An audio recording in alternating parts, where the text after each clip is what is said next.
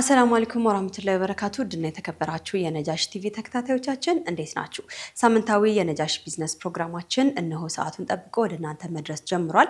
እስከ ፕሮግራማችን ፍጻሜ ድረስ አብራችሁን ከቆያችሁ አጫጭርና ወቅታዊ የቢዝነስ መረጃዎችን እናደርሳችኋለን። ዛሬ ደግሞ ለየት ባለ ሁኔታ የእንግዳ ሰዓት አለን። በእንግዳ ሰዓታችን እንግዲህ ከኢስላሚክ ፋይናንስ ባለሙያ ከሆኑት ከአቶ ኢብራሂም ጋር ያደረግነውን ቆይታ ወደ እናንተ የምናደርሳችሁ ነው የሚሆነው። እስከ ፕሮግራማችን ፍጻሜ ድረስ አብራችሁን ቆዩ ብዬ የምጋብዛችሁ ደግሞ የፕሮግራሙ አዘጋጅና አቅራቢ እኔ ዙበይዳ ሀሰን ነኝ። አብራችሁን ቆዩ።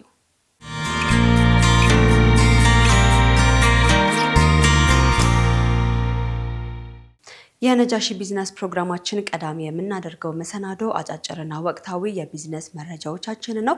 ቀዳሚ የምናደርገው የሀገር ውስጥ የቢዝነስ መረጃዎቻችንን ነው። ሂጅራ ባንክ ከኢትዮጵያ ሙስሊም ወጣቶች ካውንስል ጋር በጋራ ለመስራት የሚያስችለውን ስትራቴጂካዊ አጋርነት መፈራረሙ ተነግሯል። ስምምነቱ ሂጅራ ባንክ ከኢትዮጵያ ሙስሊም ወጣቶች ካውንስል ጋር በኢኮኖሚ መስተጋብር፣ በፋይናንስ ተደራሽነትና በወጣቶች አቅም ግንባታ ዙሪያ በጋራ ለመስራት ያስችለዋል የተባለው የዚህም ስምምነት ዋና ዓላማ ሂጅራ ባንክ የዳበረ ፋይናንስ ዘርፍ እውቀትና ተደራሽነትን ከካውንስሉ ሰፊ አገር አቀፍ ወጣት መዋቅርና ግንኙነት ጋር በማቀናጀት በኢትዮጵያ ዘላቂና ሁሉን አቀፍ የኢኮኖሚ እድገት እንዲመዘገብ የበኩሉን አስተዋጽኦ ማበርከት ነውም ተብሏል። ሂጅራ ባንክ እንግዲህ ከወጣት ካውንስሉ ጋር በመተባበር ሀላል ፋይናንሱን ለማሳደግ ስራዎችን ይሰራልም ተብሎ ይጠበቃል። ይህም በአዲስ አበባ ብቻ የሚቀር ሳይሆን በክልል ከተሞችም ጭምር ጥቅም ላይ ይውላል ተብሎም ይጠበቃል የተባለው የስምምነት ጀማሪ ቢዝነሶች ወደ ስራ በማስገባት የስራ አጥ ቁጥርን ለመቀነስ ትልቅ አጋጣሚ እንደሚፈጥርም ይጠበቃል ተብሏል። ስትራቴጂካዊ አጋርነቱ በሁለቱ ተቋማት መካከል በጋራ በሚቋቋም የጋራ ማስተባበሪያ ኮሚቴ አማካኝነት እቅዶችን በጥራትና በተደራጀ መንገድ ተግባራዊ እንደሚሆንም በመድረኩ ላይ ተነግሯል። ስምምነቱ በሂጅራ ባንክ ስራ አስፈጻሚ በሆኑት በአቶ ዳዊት ቀኖና በኢትዮጵያ ሙስሊም ወጣቶች ካውንስል ፕሬዝዳንት ኡስታዝ ሃይደር ከድር መካከል ተፈራርመውታል ተብሏል።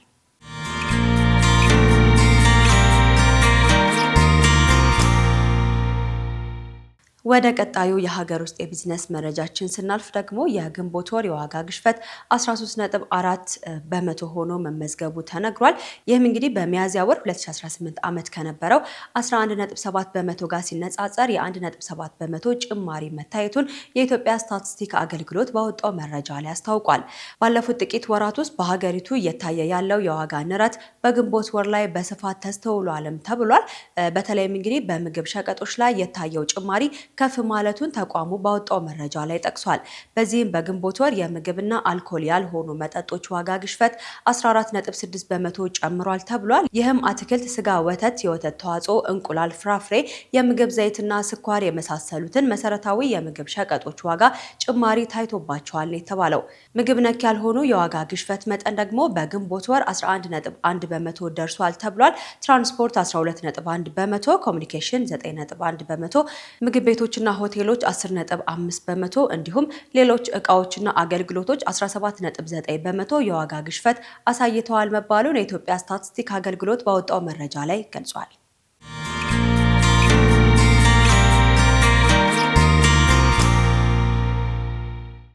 ተመልካቾቻችን አጫጭርና ወቅታዊ የቢዝነስ መረጃዎችን እያደረስኳችሁ ነው የምገኘው። አሁን ደግሞ ከውጭ የተገኙ የቢዝነስ መረጃዎችን ላድርሳችሁ። ያሳለፍነው የሀጅ ጉዞ ከመቼውም ጊዜ በላይ ብዙ ወጪ ያስወጣ ውድ ጉዞ መሆኑ ተነግሯል። የ1447ኛው የሀጅ ወቅት ከዓለም ዙሪያ የሚመጡ ተጓዦች ቁጥር ከፍተኛ መነቃቃት ማሳየቱን የሳውዲ አረቢያ ማዕከላዊ የስታቲስቲክ ባለስልጣን አስታውቋል። ነገር ግን በዓለም ኢኮኖሚ ተጽዕኖ ምክንያት ሀጃጆች ከፍተኛ የሆነ ወጪ አስወጥቷቸዋል ነው የተባለው። ለዚህም በጂኦፖለቲካዊ ውጥረቶችና በነዳጅ ዋጋ አለመረጋጋት ምክንያት አየር መንገዶች የትኬት ዋጋቸው በእጅጉ በመጨመሩ መሆኑም ተነግሯል። እንዲሁም ደግሞ በመካና በመዲና ያሉ የሆቴሎችና ማረፊያዎች የትራንስፖርት እንዲሁም ደግሞ የቪዛ ትኬቶች ዋጋ በፊት ከነበረው ዋጋ በእጅጉ ጨምሯልም ተብሏል። ባሳለፍነው የሀጅ ወቅት እንግዲህ ሁጃጆች ከ625,000 እስከ 800,000 የኢትዮጵያ ብር ድረስ ወጪ ማድረጋቸውን መረጃዎች ጠቁመዋል። ይህም ወጪ ሀጃጆች ለኪስና ለአንዳንድ ወጪዎች የሚይዙትን ከ120 እስከ 150 የአሜሪካ ዶላር አያካትትምም ተብሏል።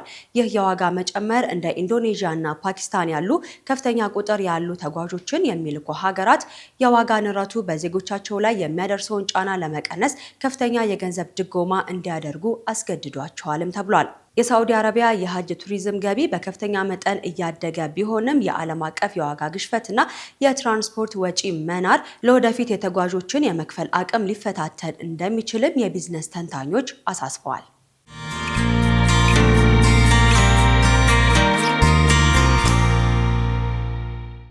ቀጣዩ የቢዝነስ መረጃችን ደግሞ ወደ ቱርክ ይወስደናል።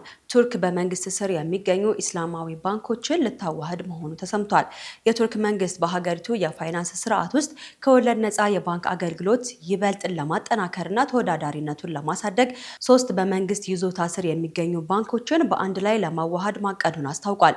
የሀገሪቱ ፕሬዚዳንት ረሲፕ ጣይብ ኤርዶጋን በኢስታንቡል በተካሄደው 3ኛው ዓለም አቀፍ የኢስላሚክ ኢኮኖሚ ጉባኤ ላይ ዚራት ካልቲም፣ ቫኪት ካልቲም እና ሀልክ ካልቲም የተባሉ ባንኮችን ወደ አንድ ጠንካራ ተቋም ለመቀየር ማቀዳቸውን ተናግረዋል። በቱርክ ከወለድ ነፃ የሚንቀሳቀሱ ኢስላማዊ ባንኮች ድርሻ በከፍተኛ ፍጥነት እያደገ መምጣቱን መረጃዎች አመላክተዋል። በአሁኑ ወቅት እንግዲህ የዘርፉ ጠቅላላ የሀብት መጠን ከ100 ቢሊዮን ዶላር በላይ ደርሷልም ተብሏል። አጠቃላይ የባንክ ዘርፍ ውስጥ ያለው ድርሻ ደግሞ ወደ 9.5 በመቶ ተጠግቷል መባሉን ዘገባው አመላክቷል።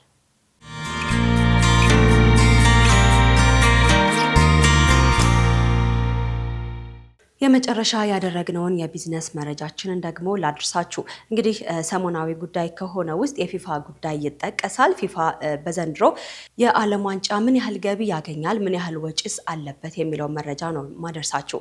ፊፋ በዘንድሮ የዓለም ዋንጫ ከ13 ቢሊዮን ዶላር በላይ ገቢ እንደሚሰበስብ ይጠበቃል ተብሏል። ፊፋ ከ2023-26 ባለው የፋይናንስ ዑደት ውስጥ እንግዲህ ከ13 ቢሊዮን ዶላር በላይ ሪከርድ የሰበረ ገቢ እንደሚያገኝ ይጠበቃል ተብሏል። 2026 ዓለም ዋንጫ ብቻ ከ10 ቢሊዮን እስከ 11 ቢሊዮን ዶላር ያበረክታል ነው የተባለው። ይህ ከፍተኛ የገቢ እድገት ሊመዘገብ የቻለው የቡድኖች ብዛት ወደ 48 የጨዋታ ብዛት ደግሞ ወደ 104 በማደጉ ምክንያት ነው ተብሏል።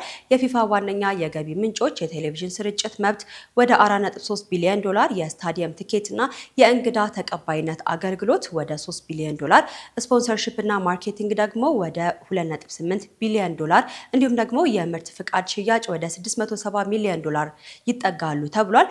ፊፋ ውድድሩን በበላይነት ለመምራትና ለማስተናገድ የሚያወጣው ወጪ ደግሞ 3.8 ቢሊዮን ዶላር አካባቢ ይሆናል ተብሏል። ይህ ወጪ የስታዲየም ቴክኖሎጂ፣ የማሻሻል ስራዎች፣ የፊፋ ሰራተኞችና ዕለታዊ ክንውን ወጪዎችን ያካትታል ተብሏል።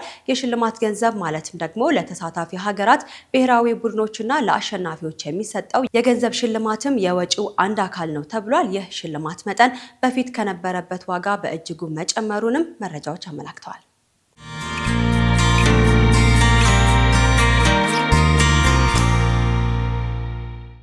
የተወደዳችሁ ተመልካቾቻችን አጫጭርና ወቅታዊ የቢዝነስ መረጃዎችን አደረስኳችሁ። እንግዲህ ከቢዝነስ መረጃዎቹ ወቅታዊ ጉዳዮች ላይ በስፋት ለማወቅ እንደረዷችሁ ደግሞ ተስፋ እናደርጋለን።